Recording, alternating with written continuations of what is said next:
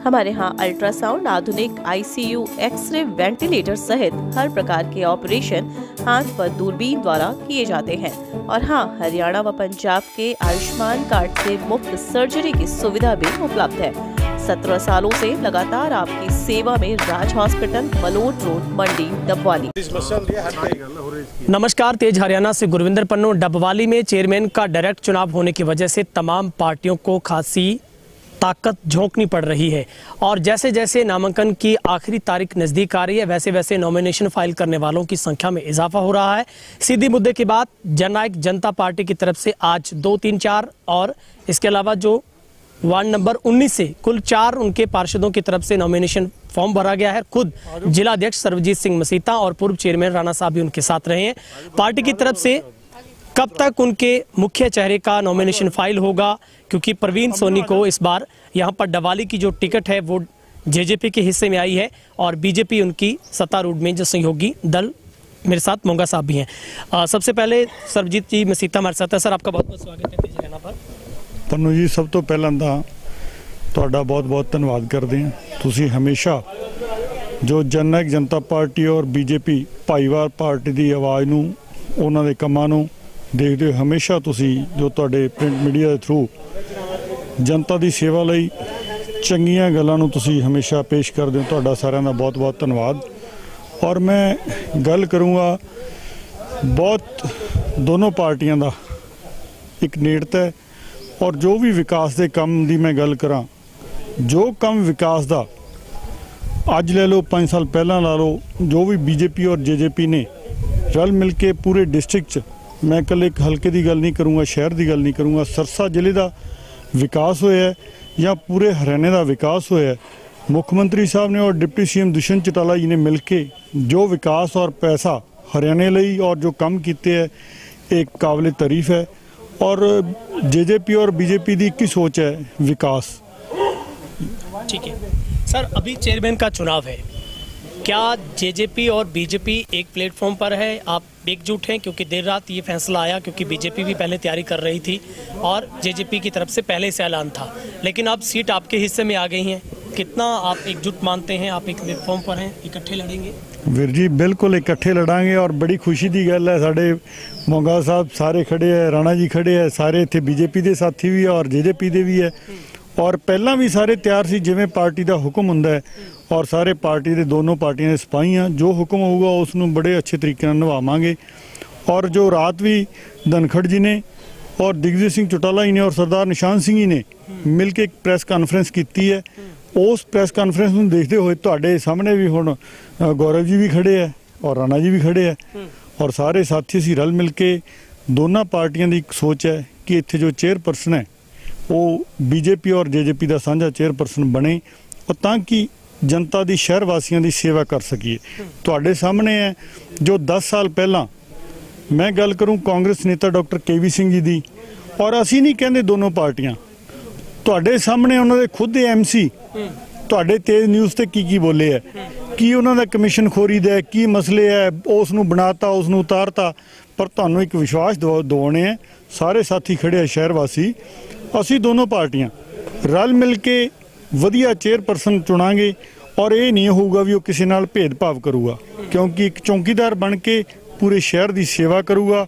और इस गल तो दूर होके देखो, दोनों पार्टियां की एक सोच है, कोई भी साथी सरकार चज भी दस दे भी इत्थे कमीशन है तो फौरी तौर पर उस एक्शन होंदा है, चाहे वो सुधारण है, चाहे वो 4 वीडियो की गल करा, चाहे वो कुरुक्षेत्र करनाल की गल करा, किते भी है जिहड़ा आदमी कोई गलत करदा उस ते फौरी तौर पर एक्शन होंदा है। दोनों पार्टियां की सोच है भी जो गलत करदा उसनूं सज़ा जरूर मिलूगी। ये नहीं भी डॉक्टर केवी सिंह की तरह 10 साल शहर का इत्थे इस सीट ते तो उन्होंने कब्जा सी और तुहाडे सामने उन्होंने एमसी और तुहाडे न्यूज़ ते की कुछ बोले उन्होंने प्रति सानू तो ज़्यादा दसन की उस बारे लोड़ नहीं। जो आदमी उन्होंने ही दस रहा है तो तुहानू पता ही है, सारे शहर वासियों को पता है। ठीक है, अभी बीजेपी की तरफ से मोंगा साहब भी है। मोंगा साहब, पहले कल से अटकलें लग रही थी कि आपकी टिकट लगभग फाइनल हो गई है, फिर देर रात फैसला आता है कि ये जो हिस्से की टिकट है वो जेजेपी के खाते में चली गई। मायूसी तो नहीं है कोई आपको? बिल्कुल मायूसी नहीं है भाई साहब, जो हाईकमान ने आदेश दिया, जो सीट जेजेपी के हिस्से में आई तो हम दोनों पार्टियां गठबंधन में पूरी मजबूती के साथ चुनाव लड़ने का काम करेंगे। जिलाध्यक्ष जी, क्या लगता है किन मुद्दों पर आप लोग मिलकर चुनाव लड़ेंगे? डबवाली का सबसे बड़ा मुद्दा आपका क्या रहने वाला है?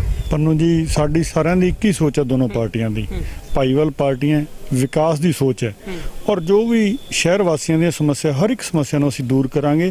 ਔਰ ਮੈਂ ਤੁਹਾਨੂੰ ਕੱਲ ਇੱਕ ਖੁਸ਼ੀ ਦੀ ਗੱਲ ਦੱਸਣ ਜਾ ਰਿਹਾ, ਕੱਲ ਜੋ ਨੋਮੀਨੇਸ਼ਨ ਹੈ ਚੇਅਰਪਰਸਨ ਦਾ ਪ੍ਰਵੀਨ ਸੋਨੀ ਜੀ ਦਾ, ਉਹ ਡਾਕਟਰ ਅਜੇ ਸਿੰਘ ਜੀ ਖੁਦ ਆਉਣਗੇ ਔਰ ਨੋਮੀਨੇਸ਼ਨ ਕਰਾਉਣਗੇ।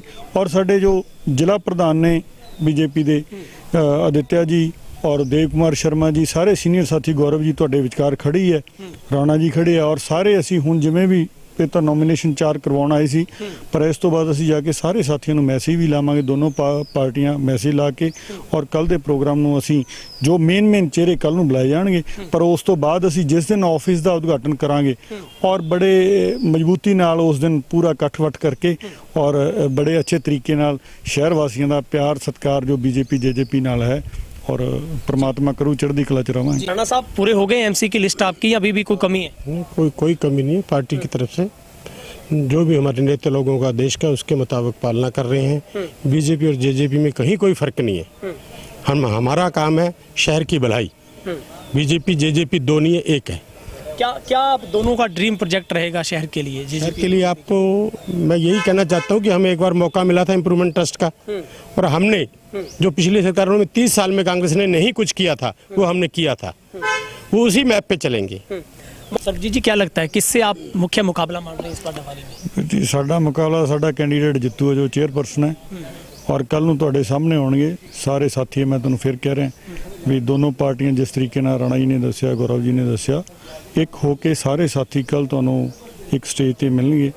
चाहे मैं वधवा जी की गल करां, चाहे बलदेव जी की गल करां, चाहे सतीश जग्गा जी की गल करां, और चाहे पार्टी के जो भी जेजेपी के पूरे परिवार की गल करां, डॉक्टर अजय सिंह जी आउणगे और अज सारिਆਂ ਨੂੰ ਅਸੀਂ ਉਹ सदा देवांगे।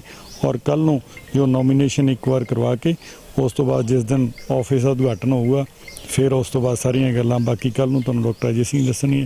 पर ਇਹ ਤੁਹਾਨੂੰ विश्वास जरूर दिवाने ਅਸੀਂ, बीजेपी जेजेपी एक चौकीदार की तरह शहर की सेवा करूगी और हर एक काम ਨੂੰ, क्योंकि ਅਸੀਂ क्यों मान नाल ਇਹ गल करते हैं, क्योंकि तुहाडे सामने है जो सरकार हुंदी है, सरकार च रहिंदे हुए आदमी बहुत कुछ कर सकता है। और मुख्यमंत्री मनोहर लाल जी की और डिप्टी सीएम दुष्यंत चौटाला जी की मैं गल करा, उन्हों की की सोच है विकास। तुहाडे सामने उन्होंने कोले तो कोई ओपोजिशन का आदमी भी जाता, उन्हों का भी काम करते हैं, पर डबवाली तो उन्हों का खुद का गृह क्षेत्र है। तो डबवाली का बिल्कुल विकास तन मन धन नाल जो कमियां सारियां दूर करके आने वाले 2.5 साल दे विच पूरा विकास किया जाऊगा। सर, बहुत बहुत शुक्रिया। और अभी हमारे साथ